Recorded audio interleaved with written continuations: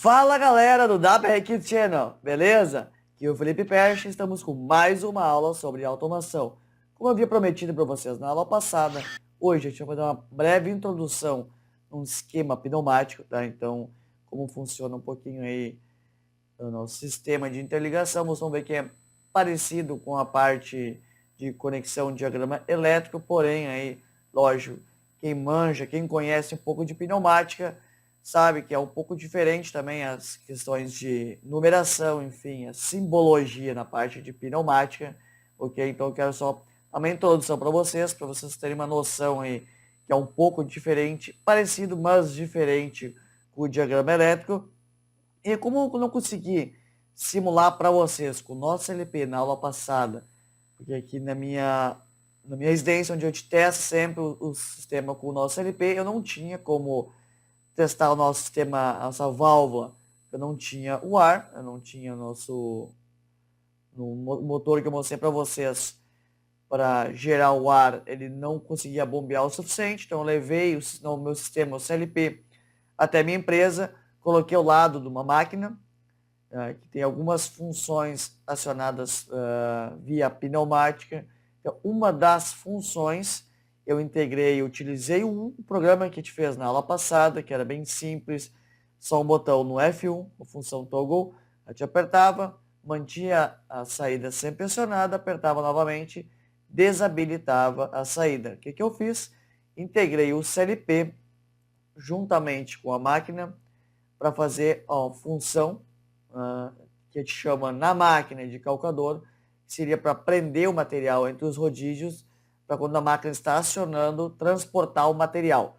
Então, na verdade, essa função é controlada por um pedal na máquina, porém eu tirei essa conexão, esse controle via pedal e fiz integrado ao nosso LP. Então, nossa função F1 está acionando esta função na máquina. Então, depois vocês vão ver na simulação uma máquina com o nosso LP, como a gente faz para acionar certas funções, tá? Para fazer acionamento de pistões, enfim, tanto para prensas quanto para deslocamento, tá? Para controles, enfim. Vocês sabem que a parte pneumática é uma área vasta, a gente pode fazer N controles, várias funções, tá? Com a parte pneumática, e ela nos garante aí precisão, enfim, movimento e até força, dependendo do que a gente precisa atuar.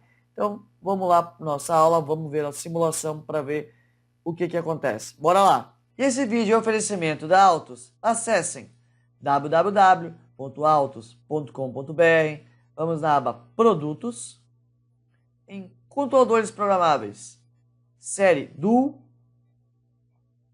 ao final do website, na opção Software Master Tool IEC, clique na opção Português Brasil, faça o download do software e continue assistindo nossas aulas.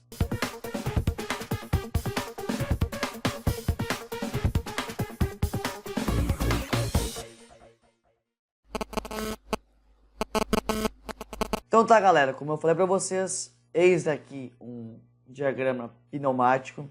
Então, como vocês estão vendo aqui embaixo, a entrada do ar. Esse cara aqui é um regulador de fluxo, então normalmente esse aqui é um bloco resumido, um diagrama resumido, que contém um filtro, né? Então, se o nosso sistema de ar aí não tem um purgador, enfim, tem muito água no sistema, ele tem um filtro, então que ele acaba coletando essa água no sistema, tá? E vai enchendo um copinho.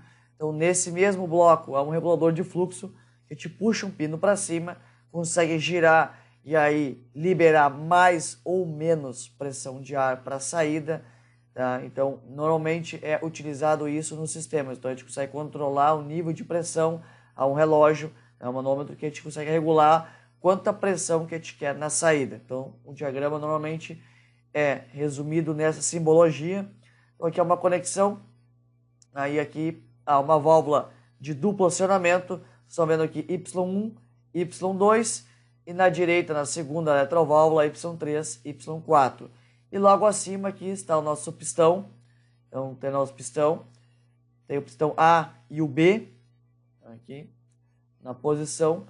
Vocês estão vendo aqui que, de acordo com o sinal que a gente vai dar para cada uma das eletroválvulas, Y1 ou Y2, vai fazer o movimento, tá, desse pistão.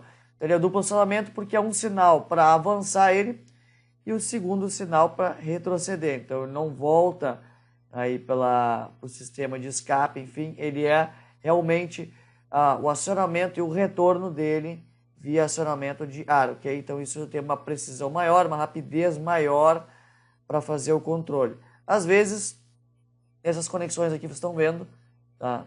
Nas duas entradas do ar para fazer o retorno e a ida do pistão. Há casos que é colocado um regulador de fluxo de menor porte, não que nem esse aqui, que tem o filtro, enfim, para coletar água, para não deixar passar água para o sistema, para não entrar água nos pistões, né, para não trancar, enfim, acabar danificando. Há um regulador de fluxo para fazer o controle. Por exemplo, vocês querem que esse cara aqui, esse pistão, seja acionado, mas não de forma brusca e nem venha a se retroceder, ou seja, recuar o movimento do pistão de forma muito brusca. Então o pessoal coloca aí no engate, na entrada do ar, um regulador de fluxo de pequeno porte. E aí você consegue estrangular e deixar passar menos ou mais ar. Ou seja, o pistão ele vai acionar de forma mais lenta, com força, mas de forma mais lenta até completar o movimento. E é a mesma coisa para retroceder. Ou seja, isso a gente consegue fazer um controle mais preciso se for o caso. Por exemplo, se é uma prensa, vocês querem que ela venha pressionando, mas não dê uma porrada no seco, tá? Ou enfim, algum acionamento de uma máquina. Por exemplo, tem máquinas com rolos, então vocês querem que ele pressione, porém ele não venha dando um soco para não forçar todo o sistema da mecânica da máquina. Então há esse caso de acionamento, ou até mesmo, por exemplo, na nossa fábrica a gente possui uma máquina que a gente chama de seladora de ar quente. Ela tem um braço cuja parte interna tem uma resistência. Então essa resistência fica muito quente conforme a temperatura colocada por um CLP interno da máquina. E ao acionar a máquina, esse braço há uma movimentação para a pistola ficar direcionada aos dois roletes que vai o material para ser selado, tá? Uma fita impermeável. Se esse braço movimenta, o movimento do mesmo é muito brusco, então tende a chacoalhar todo o sistema do braço e vibrar a resistência por dentro, pode vir a trincar, quebrar a parte interna dela, que é um vidro, tá? Acabar entupindo o sistema. Então esse movimento precisa ser suave. Então a ida da pistola, ou seja, do braço, e o retorno do mesmo precisa ser de forma suave, né? Ele precisa ter força para ir até lá e voltar, porém movimento suave. Vai e volta. Para quê? Para como fazer isso? Um regulador de fluxo. Então, a gente coloca um regulador, controla aí a entrada e a saída do ar para que esse movimento seja suave, tá? Então, isso que eu havia prometido para vocês, um leve diagrama pneumático, não é muito a minha área, tá? Então, eu não conheço muito aprofundado, para mim a parte mais básica, mas, como eu falei para vocês, é um pouco parecido aí, enfim, as conexões, dependendo das válvulas, enfim, há acionamentos que vocês podem fazer com mais precisão. Então, a parte aí de eletroválvulas e a parte de válvula pneumática, ela é bem vasta, é bem complexa, na verdade. Para quem quiser conhecer mais, dê uma estudada, vai, enfim, no Google buscar mais material sobre isso, porque é bem complexo, porém é bem interessante, tá? O que a gente pode fazer com esse sistema, tá? Com essa tecnologia, ok? Então, no programa, no Master Tool, a gente vai utilizar esse que a gente fez na aula passada. Eu não modifiquei nada, é um simples acionamento com o F1, que eu falei para vocês, com a função toggle. Então, apertou, mantém a saída ligada, apertou novamente, desliga a saída, ou seja, joga 24 e não joga 24 para a saída. Então agora a gente vai para a parte de simulação, vou mostrar a máquina acionando, o nosso CLP, desculpem, acionando essa função, uma máquina de costura, para vocês entenderem que a gente pode aí, com comandos com o nosso CLP, fazer uma lógica bem extensa para fazer acionamentos, não só a parte elétrica, enfim, mas também acionar partes pneumáticas e, por que não, também às vezes há controle da parte pneumática, aciona um pistão para fazer algum movimento e é preciso ter certeza que esse movimento foi executado de forma correta ou que foi até o fim de curso. Então aí a gente utiliza também os sensores indutivos, que eu acredito que eu já passei para vocês, ou já comentei com vocês também ao longo dessas várias aulas que a gente vem até então. Então, com o sensor indutivo, a gente pode também identificar se o movimento, dependendo do que for feito, se o movimento foi até o fim ou não, ou até outros sensores de barreira luminosa, enfim, há vários tipos de sensores que a gente pode fazer de captura de movimento para ter certeza que essa parte pneumática realmente foi até o fim de curso ou até retrocedeu, ou seja, fez o movimento completo, que é o ir e vir, ok? Porque às vezes, dependendo do que vocês estão controlando, vocês precisam ter certeza que realmente há movimento, porque vocês não sabem, o sistema que vocês estão controlando não sabe, às vezes, se, por exemplo, estourou uma mangueira de ar, ou a eletroválvula está com a bobina um defeito, ou até mesmo a parte interna de acionamento, a eletroválvula não está trancada, se o sistema de ar da fábrica, ou enfim, do que vocês têm, está com muita água, trancou, está pesado, e aí o que vocês acharam que foi até o fim, o movimento do braço foi até o fim, enfim, executou, porém não foi executado. E aí, dependendo do equipamento, pode vir a ser danificado, porque vocês estão acionando uma outra função depois desse movimento, contando que esse movimento foi executado de forma plena, porém não foi. Então, às vezes, sempre tem que ter esse cuidado, o controle, a redundância que a gente chama de controle sempre é bem requisitada, tá? E ela é bem-vinda e é preciso ser feito. Então, todos os tipos de sistemas que vocês forem acionar ou controlar, é sempre bom utilizar sensores de forma redundante para ter um segundo controle, tá? Caso o primeiro venha a falhar. Então, vamos lá para a simulação, vamos ver como é que ficou o nosso.